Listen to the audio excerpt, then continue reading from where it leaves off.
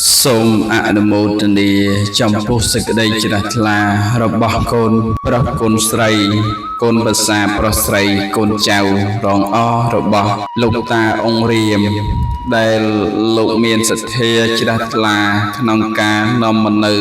ចង្ហាន់បិណ្ឌបាតនៅក្នុងរដូវកាលចូលឆ្នាំថ្មីប្រពៃណីខ្មែរខាងមុខនេះគឺជារដូវកាលខែចែកផងដែរអាស្រ័យហេតុដូច្នេះហើយបានជាកូនចៅរលឹកនឹកឃើញនៅគុណូបការៈគឺសេចក្តីល្អរបស់លោកឪពុកអ្នកម្ដាយលោកតាលោកយាយលោកបានចិញ្ចឹមបីបាច់ថែរក្សាឲ្យកំណើតបង្កើតចិញ្ចឹម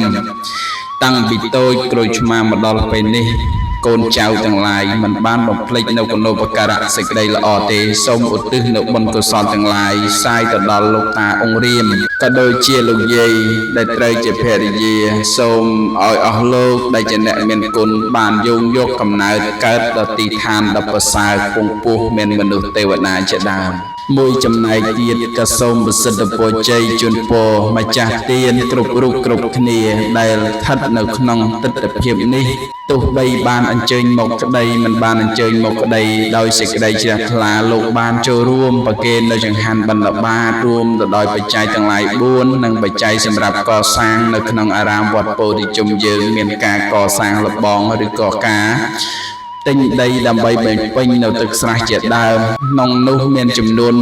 21,000 រៀលដោយបានការរួបរวมសាមគ្គីចូលរួមពីម្ចាស់ទានក៏ដូចជាកូនចៅគ្រប់រូបគ្រប់គ្នាទាំងអស់សូមឲ្យបុណ្យកុសលទាំងឡាយកើតទៅជាមនុញ្ញផលកើតទៅជាសិរីសួស្តីកើតមានដល់កូនចៅប្រុសស្រីរបស់លោកតាអង្គរាមទាំងអស់សូមឲ្យបានសុខនិងចម្រើនរកទទួលទានចេះតែមានចេះតែបានសពកាលវេលាគ្រប់ទិនទិវារាត្រីកំបីអខានឡើយសូមអនុមោទនា